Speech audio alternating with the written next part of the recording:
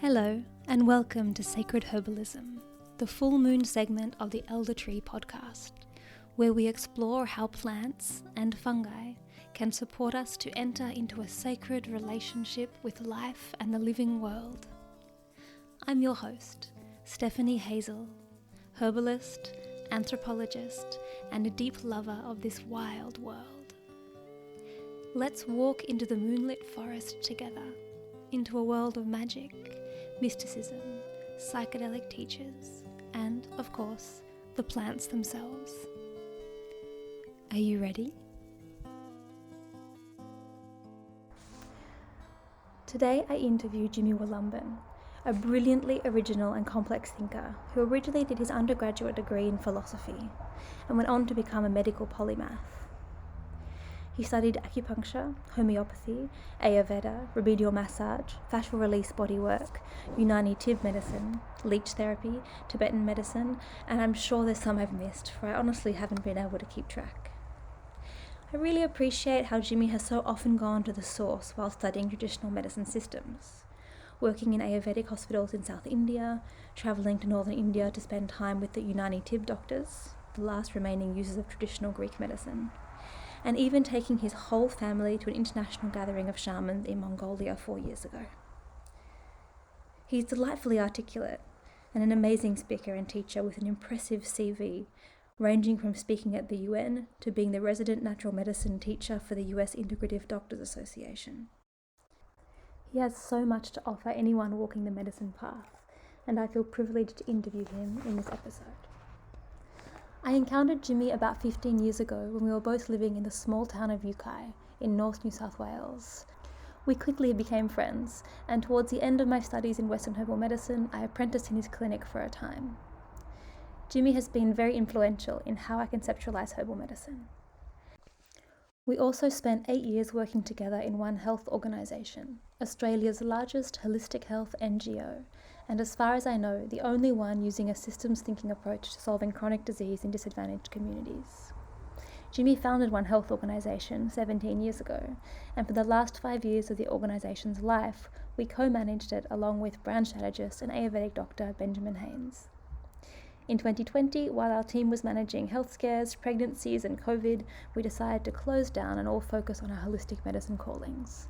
Not without sadness, as we thought One Health brought a much-needed holistic perspective to public health in Australia. In the conversation you're about to hear, we discuss the mythic tradition of Western herbal medicine, which traces back to ancient Greece, the underground psychedelic ceremonies of the Eleusinian temples, the Galenic texts on Qi or the Numa that predate the Yellow Emperor's classic of internal medicine by hundreds of years, and we share our profound grief for how much of our own herbal medicine roots have been lost. We touch on what it means to be an Indigenous person of this earth, and I'd like to preface that discussion by acknowledging the complexity of talking about indigeneity as white European descent people living in a place where the Indigenous peoples of this land were dispossessed and worse, and continue to experience significant disadvantage. It is not our intention to negate or minimise the very real hardships suffered by Indigenous Australian people, but rather to process our cultural hangover from 18th century rationalism and industrialisation that continues to disconnect us from place, land and story. I'd like to offer my respect to the elders past, present and emerging of the land I live, the Wurundjeri peoples, and also of the land Jimi lives, the Bundjalung peoples. And I extend that acknowledgement to any Indigenous listeners of this podcast. Early on in this episode, you'll get to hear me have an important aha moment of greater clarity as Jimi explains the difference between transcendent and immanent experiences of the sacred, a distinction that is hugely helpful in the topic of sacred herbalism. As you can probably tell, Jimi and I go way back, and we have had many far-ranging, inspired, medically philosophical chats over the years, and it's such a pleasure to share one of these with you today, dear listener.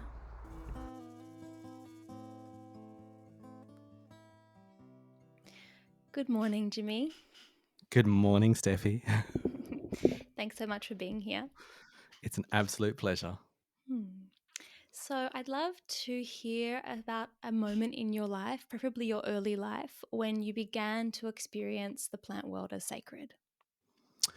Okay. Well, I was uh, born and raised here in the Northern Rivers, and on a farm rather than in a village or in a house. You know, just about 30 acres, a little farm, a hobby farm. Um, but I spent a lot of time as a kid outside because the internet didn't exist either, and my folks were always kicking me outside. And so it was me and my dog, and either a paddock or also a little section of rainforest that we had behind our house, and a big, beautiful Moreton Bay fig. There was actually two of them, but this one that was my favorite, which is like, for those that don't know it, it's a fairy tree. It does not like a pine tree. The branches come out low to the ground, and the roots are this tangled kind of mass above the ground. And there's all these little caves and little secret treasure spots where you can hide things, or where things could be hidden. And there's this like little portals into other worlds where who knows what kind of fairies are there, but also kind of spider fairies and mosquito fairies. So there's the mystery that has a bite, as well, a certain degree of respect around that. So I spent my early childhood, and also I was a very sensitive little lad, and I guess, like I am now, I could be, theatrical and outgoing, but also intense periods of absolute introversion. And what I learnt not that long ago is that I'm a soft bipolar.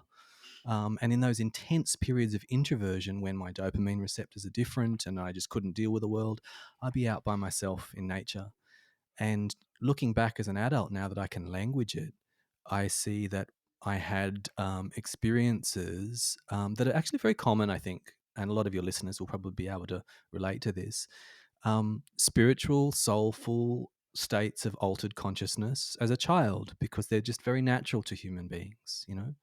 And I had a lot of these, and and they weren't the answer that you're looking for here precisely, because they weren't just connected to the plant world. They took place in nature, but it was the earth, the rocks, the creek, the sun, the wind, the tree, the totality of that experience, right? And so nature was definitely there, but it wasn't. And it was the whole gamut of it. Um, but then when it became more focused on plants was probably fast forward, and I was 19, and throughout my teen years I'd been a rat bag teenage boy, actually, getting into fights and binge drinking and, doing Thai boxing, and a very different version of me. And then when I was 19, it all just shifted, and I stepped onto the path that I'm now on, and I stepped onto it very passionately and gave my everything to it. And at that time, I think I also was going through a particular phase in my own bipolar weather shifts. And I had, for a period of time, I had quite a lot of intense visionary experiences without the use of psychedelics. And that were very connected to the plant world. And I was studying herbal medicine in different forms. I was also studying Chinese medicine and, Reiki and tarot, everything I could get my hands on at that particular point. I was just a sponge, all the occult material. But the sanctity of the plant world I was experiencing through entering what I can now language as the imaginal realm. And in that space, there's a kind of, I was having visions, I was having sort of waking dreams, I was having things that didn't feel like my own just imagination making it up, but it's still a kind of, like Jung would say, an active imagination. There's still a participation of me and who I am and my culture and my personality and all these things that is taking place. But there's also an otherness there.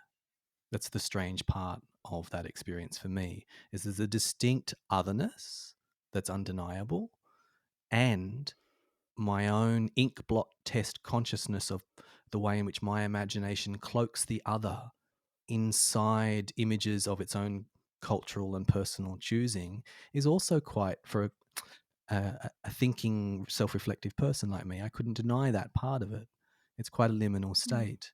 And so I was having these experiences, which I don't like to talk about generally because of a kind of contact dermatitis allergy to fluff and the new age in general.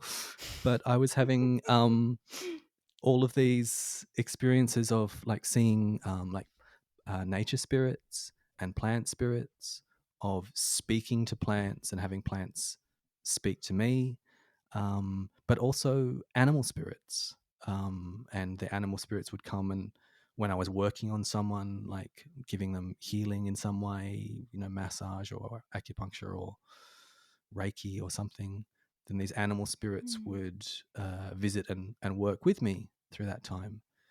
Um, and the plants as well would present in these strange different forms, animate forms. And so now, to reflect upon that, I'm very happy to own the aspects of that which were of my creation, that my imagination, and this is how Corbin and the Sufis that he studied understands the imaginal realm as well, right? Is that my imagination encounters the other in this realm and then fits it as best it can with an image, right? As best it can. Mm. And that image is of my creation in so many ways. But the otherness of the phenomena is still very different to, I'm going to imagine a pink elephant. There's an uncontrived element to it. Mm. Beautiful. Thanks, Jimmy. I really like that sharing of the really early experience of that just oneness with nature, and I think you point out something really powerful, that I'm talking about connection to the plant world in an artificially separated way from the entire gamut of the living world. Um, Yes. so yeah, where we are like drawing out this plant conversation, but you're completely right that that sits within and is part of our relationship to this sacred earth and spirit and all the dimensions together. And I like how you've brought us into your much more adult experiences of transcendental states and connectivity. And states, I would just balance that with states of deep, deep immanence, because those states are not really transcendental for me, Mm. that I was describing as a child. They're states of immanence. I'm not transcending the world. It's the divine is immanent. I'm not transcending matter and nature and being transported beyond my body and up into some other different realm of spirit that hovers above this realm.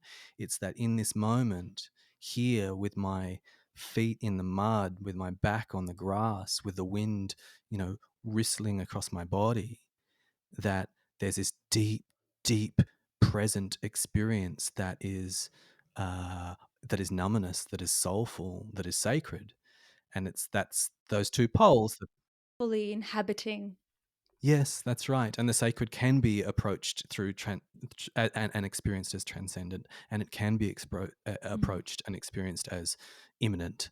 And we might say that the Mm. indigenous mob of this country, the divine is imminent, whereas, like in the yogic culture of the Himalayas, it's quite transcendent, and their practices and approaches and Mm. cultures, they still have. It's one and this. It's a yin and a yang, but just for what it's worth. Yeah, and I think that's a really particularly applicable concept to that when we talk about the sacred relationship with plants or the living world.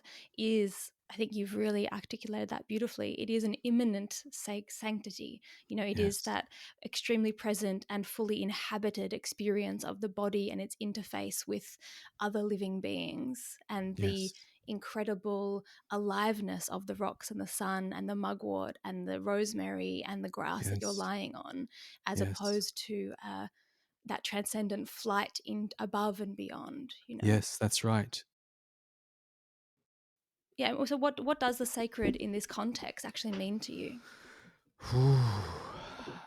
I guess If you had to describe that to like your 15-year-old son. to my 15-year-old son, good. Then I think that perhaps the language that comes to me in this moment is that, because dogmatically and intellectually and in my heart, I have this sense that all is sacred. This is either everything is sacred or nothing is sacred. There's no good compromise positions. And so all is sacred. like, and all work is sacred and all sites are sacred, so all is sacred at some level, right? So that's my dogma. However, it needs to be balanced against a sense of the recognition of non-ordinary states of consciousness.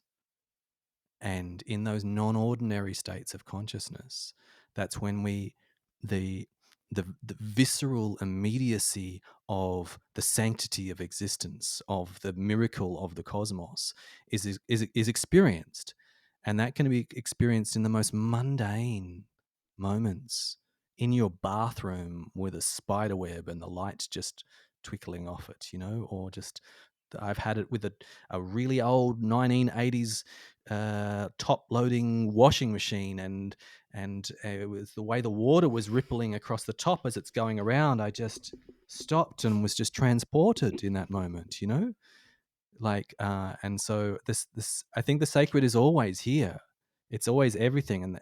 And I'd like and I don't think herbs are more sacred, than other plants, and I don't think plants are more sacred than insects, and I don't think insects are more sacred than rocks or ideas or music or love, or like, fill in the blank. It's all sacred, but we experience the sacred in those moments of non-ordinary states of consciousness where we come out of the mundanity for a moment, and then whoa, the gates of perception open, right? That's what psychedelic herbs do for us as well.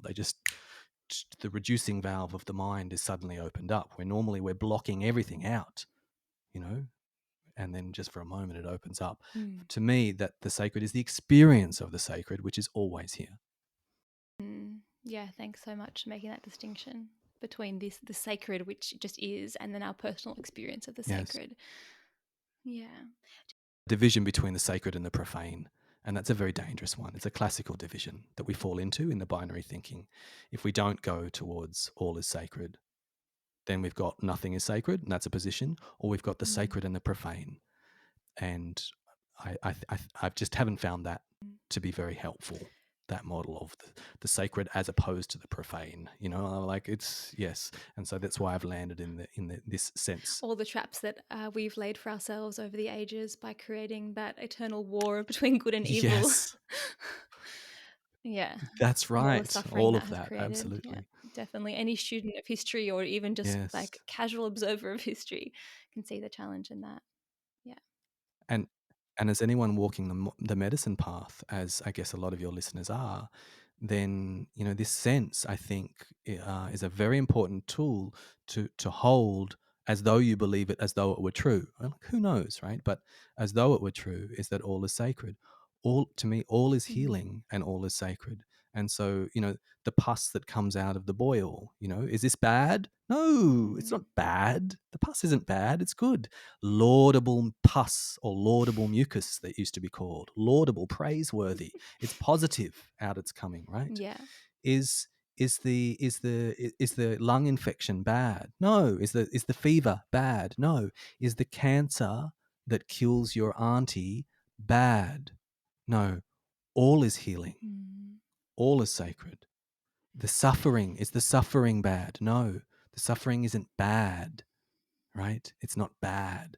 It's also sacred. It's a depth of experience, and learning to embrace that and see the sanctity in all the fluids of the body that have been profaned, from menstrual blood to mucus, but also the experiences which we set up as good and bad. And so then medicine is forced to fight against the evil disease, and we must conquer and win and vanquish against a dragon. But that's not what the medicine path is, especially as a herbalist, to me, is that we're not trying to, it's not losing if the symptoms stay. It's not losing if the person dies, right? It's not losing when your life changes.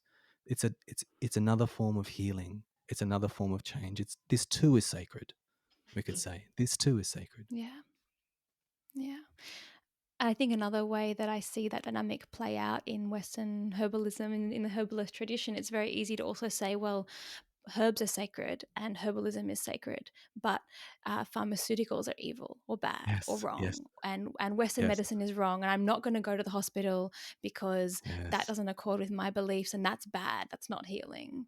Yeah, and that's a yes, very easy dynamic to fall into, yes. which I don't think is very helpful. I know No. you've had some personal experiences of that, I think.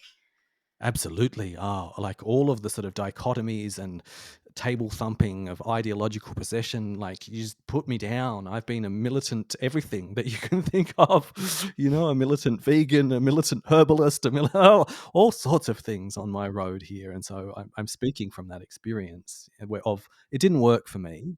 Yeah, it didn't work. Yeah, it's so insidious. Like I even think about, about a year ago, I gave birth to my daughter and I really wanted a really natural home birth. And we needed to transfer to hospital because I was having quite a lot of bleeding. And in the Yeah. end, it was fine. But, that's something you don't want to mess around with because Yes. you can go from a moderate bleeding to dying actually quite quickly. So, Yes. it was definitely the right thing to do.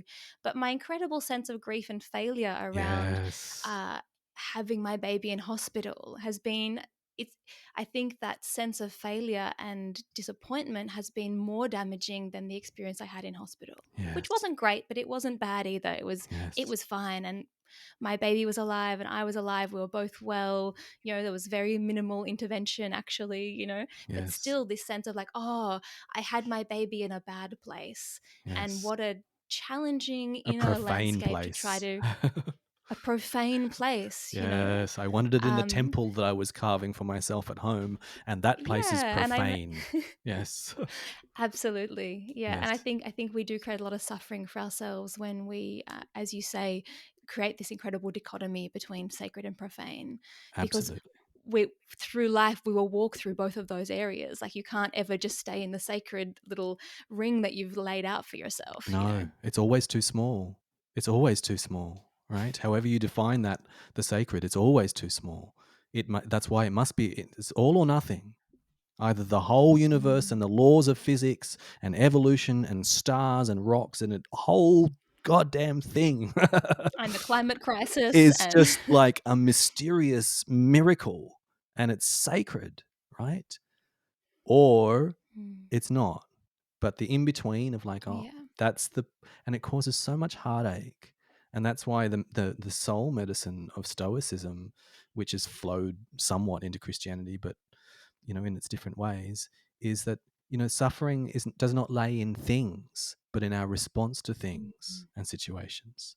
And so, like you just Yeah. described that, it's just like actually the hospital was fine, and you got your beautiful daughter, but then the suffering came in the narrative around, oh, but I failed because it was in a profane or non-sacred space and dot, dot, dot, dot, dot, dot, dot. And that's where the suffering lays. And so we can so often with tuberculosis, with AIDS, with cancer, with dermatitis, with leukorrhea, so much of the suffering can be healed in a single session without the symptoms changing. The Mm. dis-ease. The dis-ease is lays inside another realm. It lays inside another realm than the body, a core part of the dis-ease, right? And so, as herbalists, Mm. we because we've in the West, we're so separated from the law and the traditions that we once took place inside. There's this great fallacy that you can just take herbal medicine outside of the rest of its cultural context and Mm. continue it, right? Like you can't take Ayurvedic medicine outside of Vedic culture or Chinese medicine out of Taoist and Confucian culture. And so in doing that, then we land in this place where we can no longer navigate these spaces adeptly. Mm. Yeah, beautiful. Um, I want to hear more about the cultural context of our herbal medicine tradition in the West. I know this is a real passion for you. You're actually writing a Yes. book about this at the moment, which I cannot wait to get my hands on. um, so please tell me. I know you've been doing a lot of research and thinking and philosophizing and practice into the very rich cultural heritage of European Western herbal medicine in the Greek tradition. Tell me a bit about that. Well, as you know, despite practicing inside an Asian model of Ayurveda and Tibetan medicine, Chinese medicine conceptually, I've always worked with Western herbs predominantly, right? And so that's been for since I was 19. That love. But it was only in 2012, after a growing sense of curiosity and passion and loss and grief, that I went to, of all places, North India to hang out, as you know, because we were friends at that time, to hang out with the Muslim holders of the Hippocratic tradition, which is called Unani Tib. And so it went from Greece to Persia and from Persia to India. And then when Gandhi kicked the English out, they protected all their indigenous forms of medicine. And the Muslim communities didn't like Ayurvedic medicine because it's associated with Ganesh and all those other guys. And so they kept Hippocratic medicine. And so I got to go and study and encounter it as a living tradition. But ironically, to encounter the West's tradition as a living tradition, you must leave the West, right? Because there's a deep language, deep language, and a deep lore that is bound up not just with the herbs, but with the whole culture. You cannot really understand the tradition of bay laurel if you do not understand that it is sacred to Apollo. And who was Apollo? Your understanding of Apollo is severed. It's so severed, it's been taken from us. It's been lost, right? And so in coming back to that tradition, we come back to our roots. And in the same way that as individuals in our journey of healing, we come back to our childhood as individuals, as you and I in therapy, then as a culture, as the West, let's say, or as a profession in medicine, we must go back to our roots as well. We have to go back, back, back. And we can't just pick and choose. I think it's not enough to say, I'm using the same herb that my ancestors were using, but I'm thinking about it in terms of progesterone and estrogen. That's not the same medicine. That's a different medicine. Like, just not to wrong make everybody that's doing that, but just to sing up the necessity to say, this medicine was conceived inside these other terms. And that the greatest medicine that traditional medicine holds, I think, are not its alternative cures for warts and hemorrhoids, but its alternative way of seeing and being. And traditional medicine, Ayurvedic medicine, Chinese medicine, and Hippocratic Greek medicine that ran all through Europe for almost 2,000 years, right? That's what Culpeper and everyone's practicing, right? All of your herbals, if you read your old herbals, they're preserving an entirely different mode of seeing and being. And the healing that we need most at this time on this planet is not a different wart cure or a different hemorrhoid herb, but a different way of seeing and being. And the traditional medicine holds that so beautifully. And yet it's not honored, it's not taught, it's not held, it's not passed through. That's the medicine that we need. To me, that's the medicine that we need most. And I see herbalists today just crying out for it. They came looking for that and they got something else. Yeah, and I'm literally actually crying right now. I think Yeah, I don't know if you can see, there's actually tears on my face. I do. And when I hear you speak, yeah, that it just touches this incredible grief in me of having lost all of that as Yes. a herbalist, as a healer, but also just as a person so disconnected from my own ancestral dreaming. You know, what you're Yes. talking about is a dreaming of how to be in relationship with ourselves, with each Yes. other, and with the world that we Yes. inhabit, you know. And I think that you know, as someone focused on plants in my life, that is, as you're saying, each of these plants carry a story. Yes, they carry chemicals, but they carry stories and myths and teachings that is that intersection of both actually what that plant is, but also how we use that plant in a symbolic representation of an inner, you know, asana, as you would say, an inner posture that allows us to inhabit ourselves and our lives in a different way. Yes. And that's And I what just healing wish I is. knew those stories. Yes. That's what healing is. I just Yes. wish I knew those stories. I wish I knew how to lean in to the plants in this more subtle way. Yes. Might I add that your grief is that too is sacred, and that it is through grief and an awareness, a remembering of what we have forgot, an awareness of what we have lost. Only when that's the gateway. It's through a deep awareness of what we have lost that you, Stephanie, are an indigenous woman. You're an indigenous woman to this planet, and your and the stories, your traditional gods, your traditional songs. You have the plants, but they're ripped out of context, and those plants Mm. only make sense in their larger cultural context. They only really make sense. They still work like pills for ills, but they only really come alive inside that light.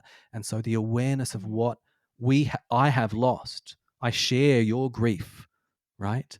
The awareness of what I have lost Mm. is what has led me on this path, and I don't think that that hole can be properly filled by Eastern medicine. And I'm saying that as a doctor of Mm. Chinese medicine who has spent, as you know, an enormous amount of time studying Ayurveda, Mongolian medicine, and Tibetan medicine, East Asian medicine. I'm Mhm. fluent in those areas. I think the only balm that can reach in there is our own roots, a connection to our own roots. Mm. And the indigenous mob, they say something similar about us. They say something similar about like what we're missing. So it's like there's a medicine that we need, and it's found in our roots. And we're facing the wrong way. We're future focused. We have to turn around like a whole bunch of other people and look back, like you do in therapy. Look back, Yeah. and it's hard and it's tinged with grief. But that's a process of initiation. And I applaud you and hold your grief as a Mm. sacred light that will take you there as well. Thank you, darling. Yeah. You made me think of this great interview on the Emerald podcast. I'm sure as a lover of myth that you're a lover Mm, of Joshua Schry. yes, Josh. What a Yes. legend. And he has an interview with Tyson Yes. Yunkaporta, the author of Sand Talk, an Ah, Indigenous yes. lecturer in Australia. And it's an amazing interview. Yes. They're just having a great old chat. But there is I something heard that one. when Yes. Tyson does talk about the fact that there's an amazing loss of kind of cultural context in the West, and that's part of the dysregulation of what's happening in the planet, and that we need to, we can lean into other cultures that are more intact for inspiration, but ultimately you need to learn how to make sense of your own stories. And that really landed Yes. with me because my experience as a herbalist and an indigenous woman of Switzerland, where I actually do feel that sense of connection to the land, but have never lived there after the age of 3. um, as a herbalist, that was definitely my experience. There came a time when I was like, okay, I'm ready to study. Am I going to do DCM? And you knew me at this time. We would have had conversations about this. Do I go and study traditional Chinese Yes. medicine? Which is so appealing because there is this sense of a coherent philosophical framework within which to place my learning of medicine and disease and herbs and treatments. It's Yes. less just like bits and pieces. There's this coherent framework. Or do I go and study Western Herbal Medicine, which I suspect will be really unsatisfying? And it was. But those plants are in my dreaming. I know those herbs. My ancestors took them and knew them and walked with them. They're in my DNA. Those plants have changed my epigenetics over many generations. They're my Yes. heritage and my allies. And I chose to go with the Western Herbal Medicine for that reason. But then the experience that I knew I was walking into was of trying to, weave a tapestry with, scraps of cloth. There's no, or like do a puzzle Yes. where I only had half of the pieces or a third of the pieces or some pieces from other puzzles, Yes. patching together a framework that makes sense for understanding medicine, understanding humans, because how so much of medicine is understanding humans and understanding healing, with very little Yes. to work with. So I'm going to go back to your Yes. book. I'm really excited. I know that your journey has also been one of leaning into Ayurveda and Eastern medicine and Chinese medicine and acupuncture and taking things from that, but also incorporating, in a way, the scraps and It's led me back. remnants. It's led you back to your own Yes. roots, and I think Yes. that's really It has important. led me back. Mm. And that's where I find myself now, not as identifying as being in the Chinese medicine tradition, although that's my Mm. qualification, is that I walk the medicine path, and it's hunting and finding and reviving and sitting with the stories that are in my bloodlines and the Mm. stories that flowed through Europe for so long, rescuing Hippocrates, revitalizing him, resurrecting him from the story that, that we all have, which is very, very thin on the ground. Ask a naturopath about Hippocrates and they'll be like, food be medicine, medicine be food. Mm. And then the conversation will stop. Yeah, or ask a GP about Hippocrates, and they'll say, "Oh, the Hippocratic oath that I swore when I finished my degree." But I wonder how much. But I cannot repeat. Yeah. Yes. First do Yeah. no first do no harm. They'll be like, you can count it on 3 fingers what anyone knows of the father of medicine, yet he's the father of medicine. And so we have this cultural estrangement with our father. And then, like Pinocchio, if we want to become a real human and not just have our puppet strings pulled by ideologies, then I think also we must dive down into the deep, dark, murky waters of our past and rescue our father from the belly of a whale, Mm. right? And rescuing our father in this instance, but also our mothers, obviously. But Yes, well, is the is mothers of this medicine were journey? burnt and vilified, and our fathers of medicine have been put into little Absolutely, boxes that no longer make sense. yes, and twisted around. Mm. And so the larger piece around that is about the way in which we must face what we've Mm. lost, and we must turn around and confront our own past with all its horrors and all its beauties, but also its profound, roaring magic. Mm. And the oldest, let me tell you, the oldest intact medical tradition in the world is the Western tradition. So 300 years more, 400 years, perhaps 500 years before the Yellow Emperor has authored his text in China, we have deep, complete, amazing texts on Qi, whole systems of medicine called on breaths, on Numa, Mm. Hippocratic texts. And well before we've got any Ayurvedic texts as well. The oldest tradition attested to, like by academics, is the Greek Western European tradition. And it's centuries older than Ayurveda or Chinese medicine. And then they say, oh, but we were an oral tradition before that. It's like, so were we. So were we. We were an oral tradition before that Mm. too. Those are just the earliest texts. And it's roaring with spiritual wisdom. It's roaring. And that's the thing I didn't realize, because it wasn't living, it was interrupted, it was broken. It seemed kind of like, oh, the living tradition of Ayurveda and Chinese medicine seemed to have that spiritual wisdom. And the West, Mm. when I'd read Wikipedia entries about Hippocratic medicine, it seemed kind of like, oh, really? Is that all? Mm. That's the crap tradition. We got the crap tradition. The Eastern ones had the good one. They're the ones with the roaring mystical insight. Mm. Not true. Not true. Greece was not just a center of rationalism, it was a center of mysticism and deep wisdom. It really, really was. So was all of Europe. And so I'm curious, in your exploration of these, incredible, the fathers of the Western medicine tradition, how does, going back to the subject of this podcast, how does the sacred in our relationship with plants and the body show up? Yes. Okay.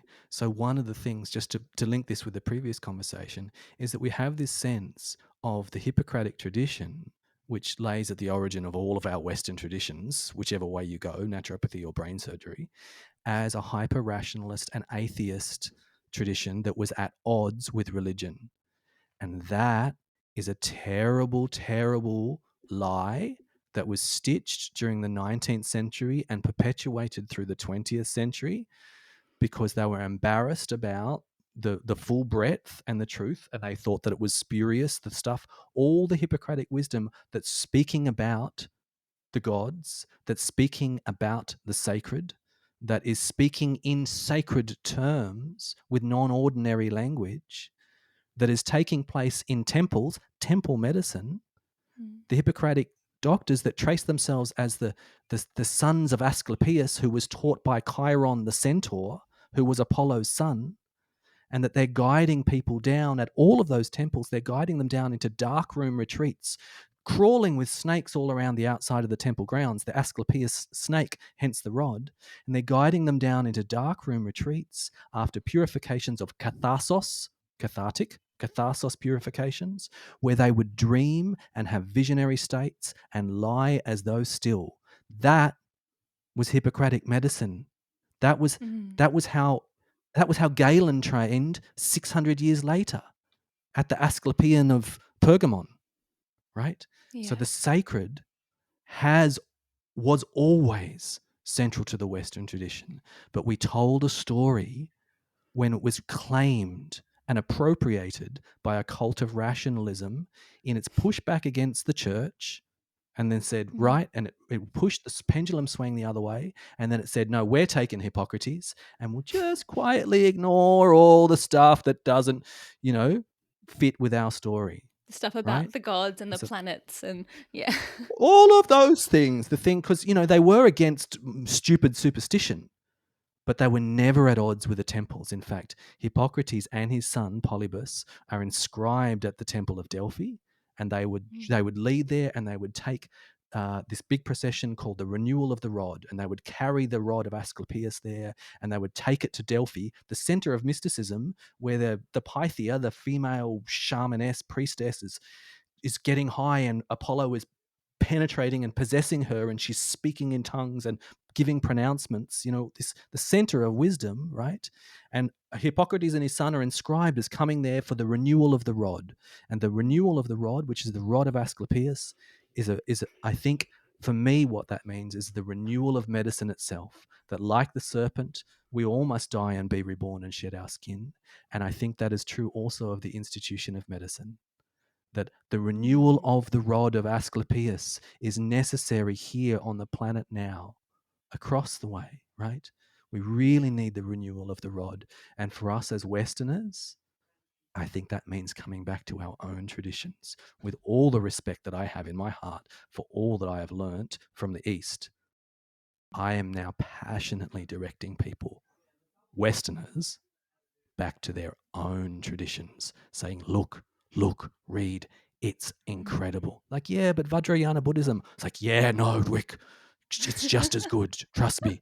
I'm like, yeah, but the Buddha. I was like, have you read Heraclitus? Like, yeah, but Lao Tzu. It's like, read Heraclitus. Oh my God. Lao Tzu would greet him as a brother. It's all there. It's amazing. It's amazing. Go west, young man. The oracles of Delphi showed up in my last podcast as well. Okay, great. Fantastic. Yeah. And there's also the Temple of Eleusis that's there, which is where they're having these huge, big, documented entheogenic experiences, where these wise women have continued it perhaps for 13,000 years, using a kind of LSD on barley from ergot of barley. So a fungus on barley that's growing, that they've got this very clever way of producing on the plains just outside Eleusis. And thousands of people, from Roman emperors to common people, do a whole process like an ayahuasca journey that starts from Athens and walks along the sacred way and leads them all the way to the Temple of Eleusis. They go through all of these processes. They drink this drink, like the Soma of the Vedas, which is this ayahuasca of the Vedas that gave rise to all of Vedic wisdom. And they're just like herbal medicine, the Soma. For the Greeks, it was the Kykeon.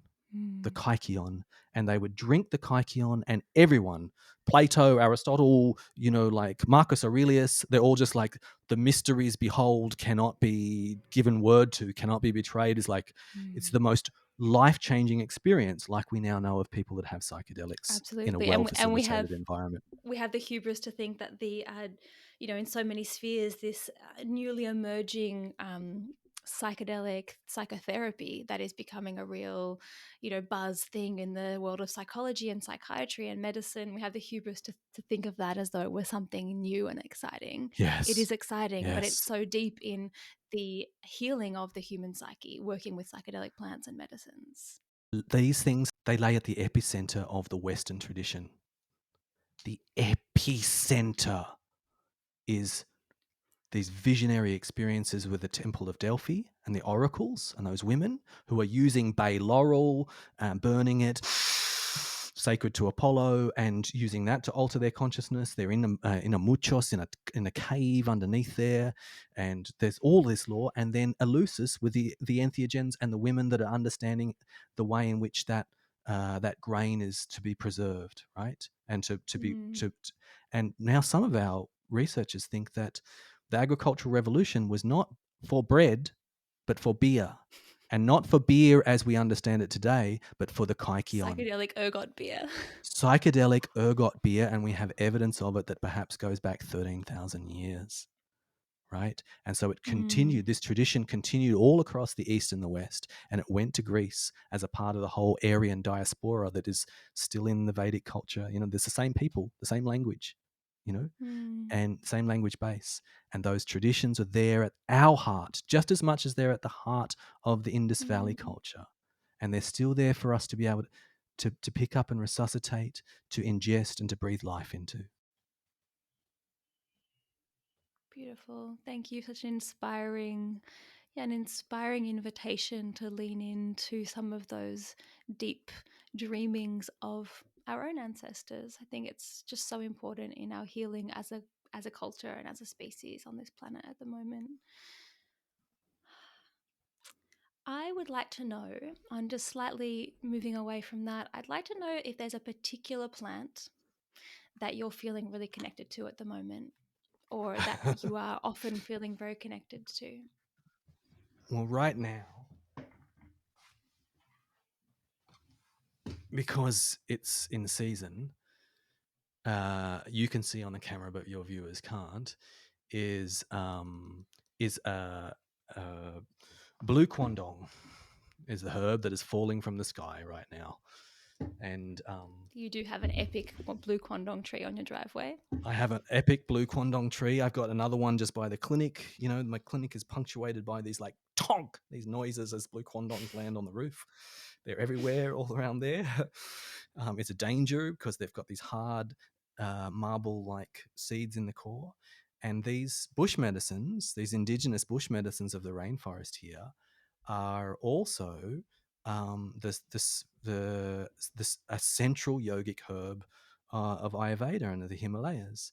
And they call them Rudraksha, Shiva Eye, and all of those meditation beads that you see that have that crinkly brain-like picture on it. That's blue quandong, Eleocarpus grandiflora, and we have it right here. And it has all of these functions for taking heat out of the body. It's a blueberry, and it has anthracynids in it and all this sort of stuff. It's used for hepatitis and a hot liver. It's used for cardiovascular problems. It's getting increasingly well researched. It has indole alkaloids in it.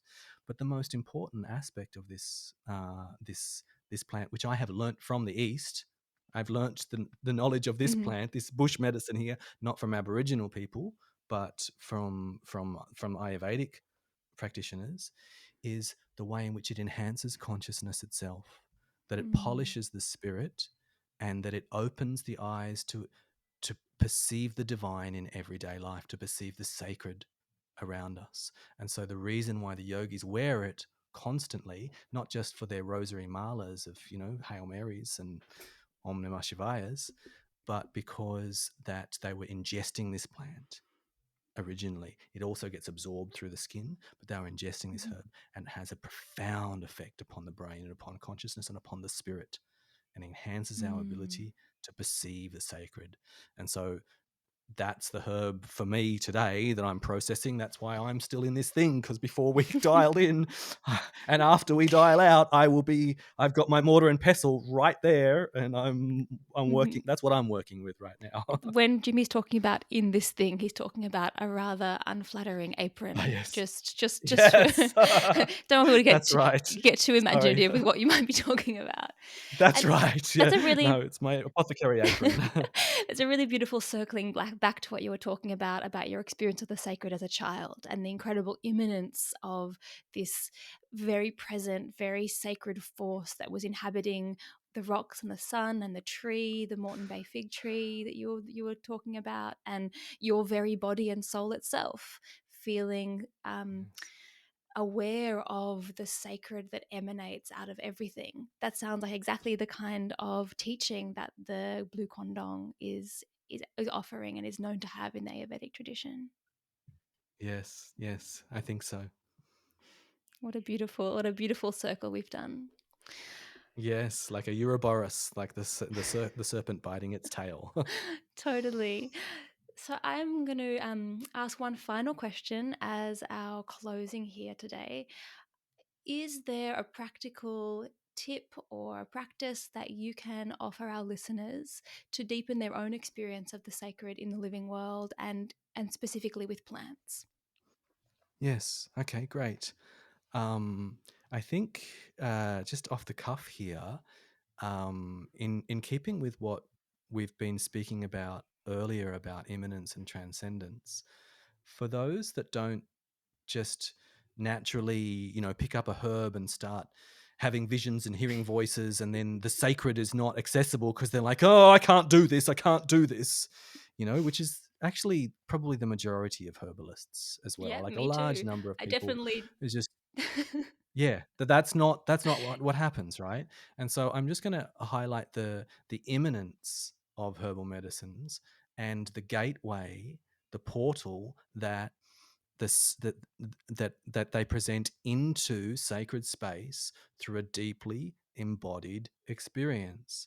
And so this is through the sensuality of herbs, rather than just trying to transcend and speak to the hovering spirit of the archetypal yarrow or aloe vera that is behind all things, and what does it want to say for humanity. If that's you, great, give thanks. If that's not you, which is the most herbalists that I've spoken to, then get the aloe between your fingers and smush it and feel like, what is the essence? What is the spirit of aloe vera? Hmm. Well, the spirit of aloe vera is there right between your fingers. Just It's as slimy. it's, yes, it moves around. Feel that experience. Hmm. Feel what that feels like, right? That's the mucilages inside it. It's like, okay, that's just the mucilage. It's not just the mucilages. That's Venus incarnate.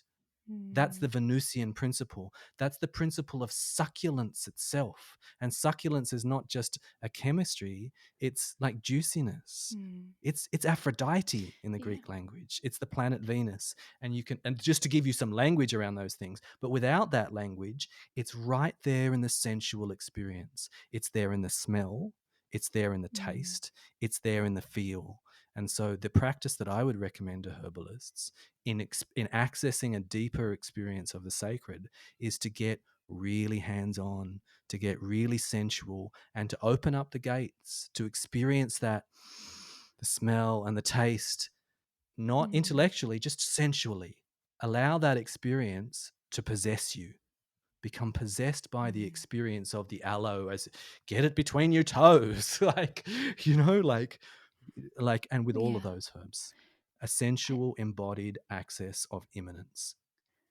And I love there that there's a way that you're inviting us to relate to the word spirit in a very central way where that we can, what is the spirit of that plant, like what is its essence, what is it holding, what's the inner posture that it holds in this world of all the different ways to be, what's the Yes. real way that aloe vera just is in the world.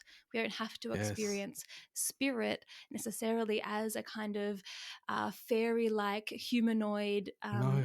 invisible being Transcendent. that's talking to Yes. us. Exactly, we No, can not at experience all. the spirit as the essence and the inhabited form of this plant in the world. And that so much of our tradition is based upon a misunderstanding and a loss of nuance around that word spirit. And so spirit is from the Latin spiritus, but like the spiritus sanctus, the Holy Ghost. But it is a translation, like in the Bible, of the original Greek, which is pneuma. Spirit is pneuma. How they translated pneuma, which is chi, breath, was spirit. But if you think of what is the chi, what is the pneuma, what is the prana of this plant, rather than what is the spirit, what is the ghost. So we've Mm. gone from from the Numa Hagion, meaning the sacred Numa, the sacred breath, to the Holy Ghost. And that ghost piece, it makes it metaphysical, it takes it out, it puts it above the world. Sacred Numa. So the study of the Holy Ghost is still called pneumatology in Christian circles. Pneuma. And that brings The us interesting thing back there. there's an incredible difference between those two words that just like sparked in my brain, that when we talk about the pneuma or the breath or the essence, it's a very embodied, immanent experience. Yes. Whereas by Yes. definition, a ghost is something that is not actually tactile or visible to the senses. You can't Exactly. see it or touch it or taste it or, rub it all over you. It's like almost this Yes. complete transcendence, immanence split that you were talking about so beautifully earlier. Absolutely. And that locks a lot of people out of an experience of the sacred, because it's like something that hovers above this world. The spirit is something that hovers above this world. The spirit of that plant hovers above it. No, it's there. It's right there in your hands. It's right there in your mouth. The pneuma, the sacred pneuma, the holy pneuma, pneuma hagion, not the Holy Ghost, the sacred pneuma, the sacred breath is immanent in that herb. Open yourself to it as a sensual being, and you partake in it right there. Its essence is not different from its sensual experience. How could it be? It's the perfect expression of its spirit, in inverted commas. Yeah. Right? Yes. So embodiment, I'd say, the path of herbal medicine should be a sensual one, and it should be a deeply embodied one. And I'm so glad that you used the word sacred in this podcast rather than the word spirit, because the spirit lends us towards a transcendent, ghost-like, hovering above the earthly world thing that locks a lot of people out of an experience of the sacred.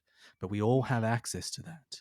We all have access to the sacred, and through our bodies. Through the portal of our bodies, through our through taste our buds, breath, through our senses, through our skin. Get tactile, get sensual. So basically just get into the bath with a whole lot of aloe vera and roll around in it. That's your advice. Do that. Absolutely. Yes. Yes. And if you want to know nettle, go and grasp the nettle, like there's a whole bunch of different ways that you can understand the spirit of a plant, right?